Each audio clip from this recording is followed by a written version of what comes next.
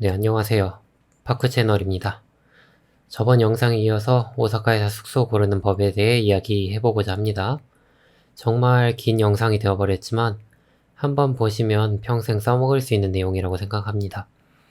특히나 이번 영상은 위치에 대한 내용이었기 때문에 사실상 오사카가 아니라 전 세계 어떤 숙소를 가더라도 써먹을 수 있는 내용입니다. 혹시나 이전 영상 안 보고 오신 분들은 어서 보고 오세요. 이 영상 보고 나서도 좋습니다. 설명이 정말 깁니다만 영상 2개로 많은 정보를 초보자분들도 이해할 수 있게 만들고자 제가 좀 욕심을 부려보았으니 이해해 주시면 감사하겠습니다. 자, 2번 부대시설 옵션입니다. 이제 부대시설하고 옵션을 먼저 보시면 되는데 에어비앤비나 게스트하우스도 동일합니다.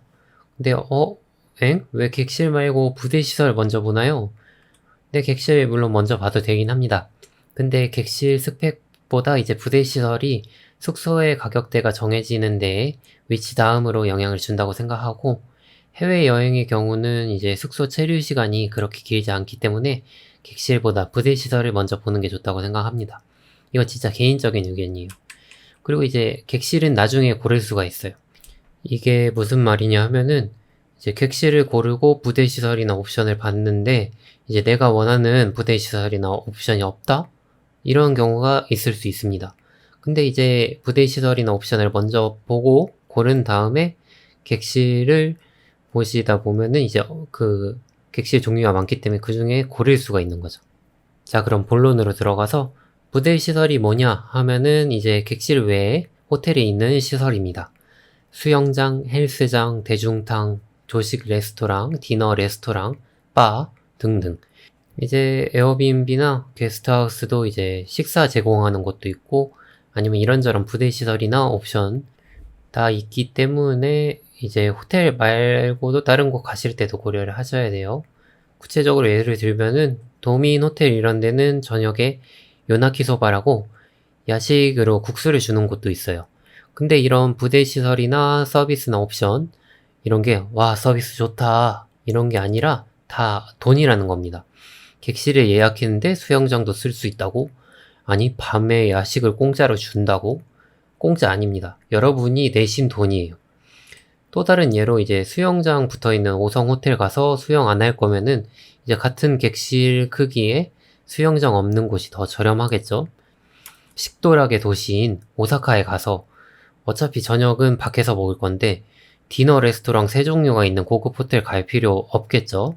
이건 물론 제 의견입니다. 예를 계속 들어보자면 온천이나 대중탕이 딸려 있는 데인데 굳이 그런데 안 갈 거면은 대중탕 없는 곳에 가시면 되겠죠?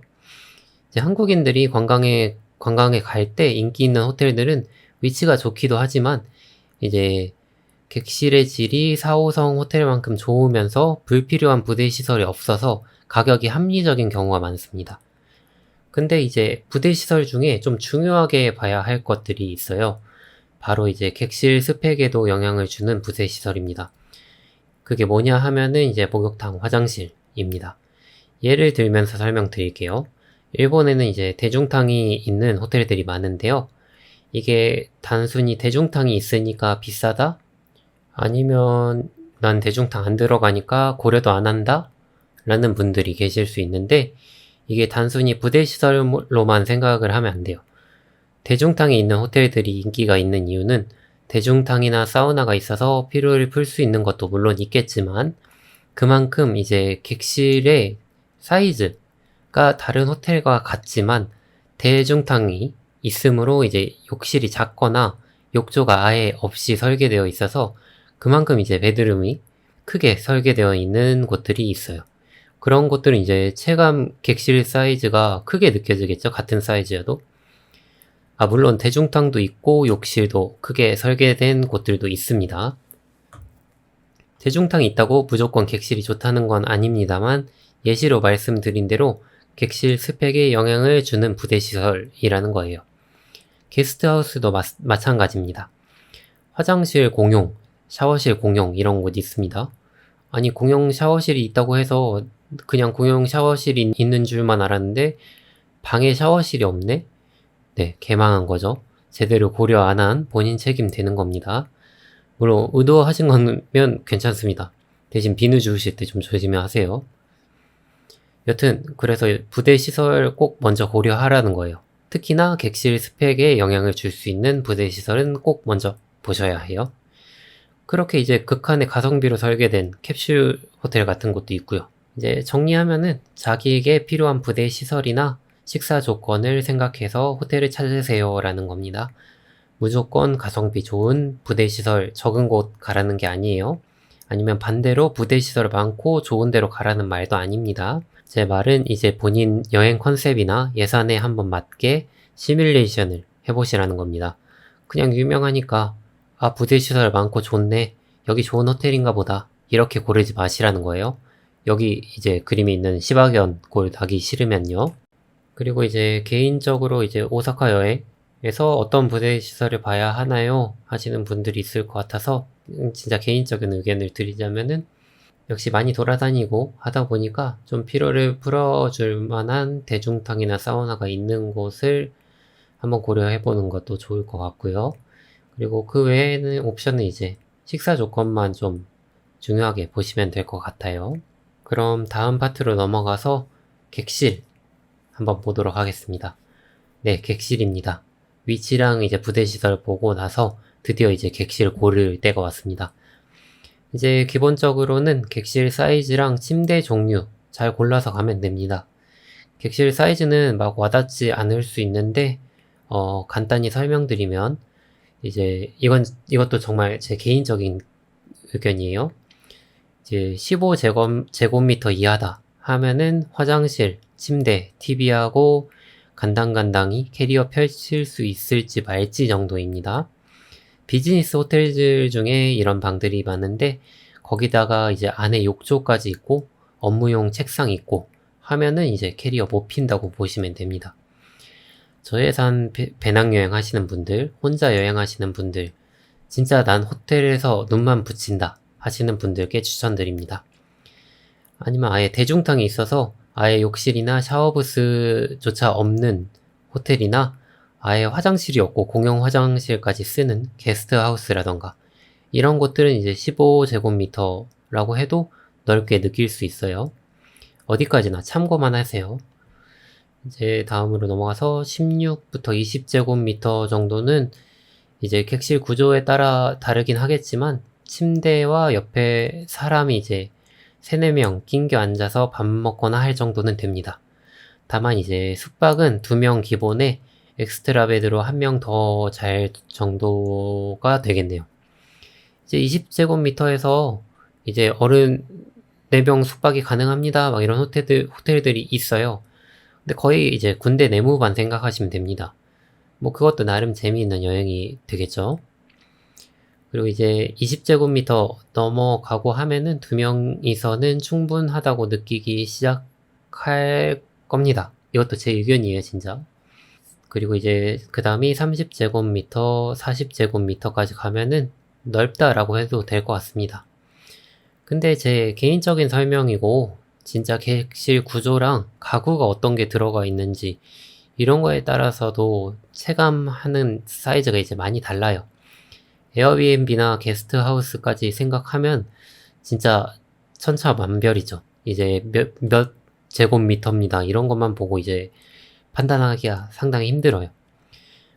근데 이제 또 사진을 보면서 상상하는 게 제일 좋은 방법이 아닐까 싶습니다만, 다만 이제 사진은 이제 진짜 커 보이게 잘 찍어요, 호텔들이.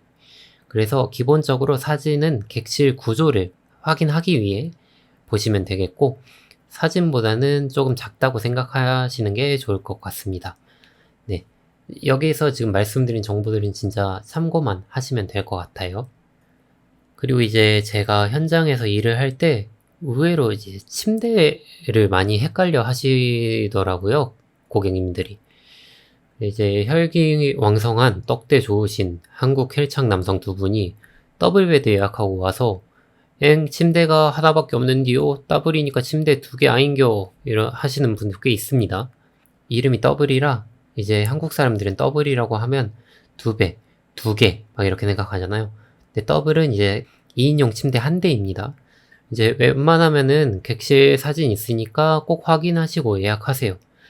일반적으로 이제 싱글이 1인용 침대 1대, 트윈이 1인용 침대 2대, 더블이 2인용 침대 3개, 트리플이 1인용 침대 3대입니다.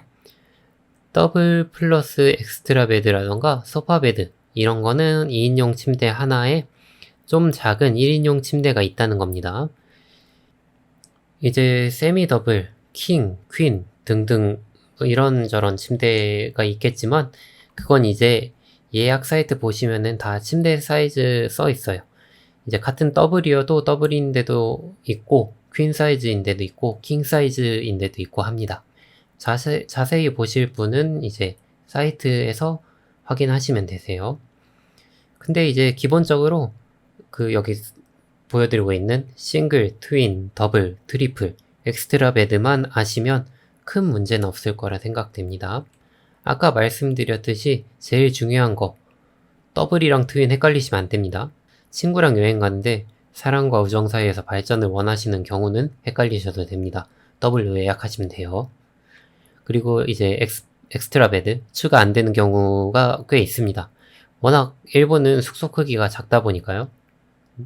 이제 세 분이실 경우 꼭 미리 트리플로 예약하시거나 엑스트라 베드나 소파 베드 있는 곳으로 고르셔야 해요. 트리플 룸보다 엑스트라나 소파 베드 있는 곳이 사이즈도 작고 할 테니 좀 더 저렴하다는 메리트가 있습니다. 여튼 이렇게 침대 구성도 보고 가격이 합리적이다 생각하면은 그 객실로 예약하시면 됩니다. 네, 이제 객실 스펙에 대해서는 이 정도로 마무리하고 마지막으로 서비스 편이 남았는데 찍다 보니 너무 길어지고 영상이 너무 길다는 의견도 받아서 죄송합니다. 서비스는 또 다음 편으로 찾아뵐 테니까요. 구독, 좋아요 부탁드리고 다음 영상은 이번보다 좀 더 빠르게 준비해서 찾아뵙겠습니다. 자, 그럼 다음 편에서 뵙겠습니다.